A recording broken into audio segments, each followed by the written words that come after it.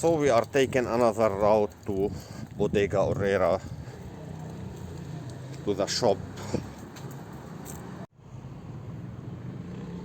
As we can see here, it looks a dead cat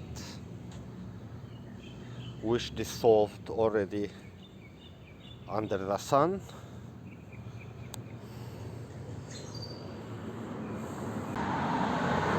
So this route as well, it leads to Bodega Aurrera.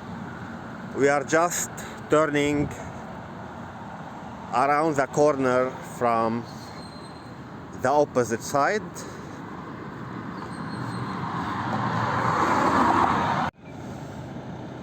Well, this is Bodega Aurrera as it looks from the distance.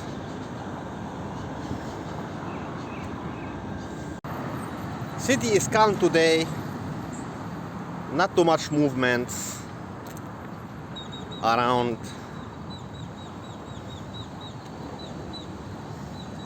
Leaving Bodega Aurrera now.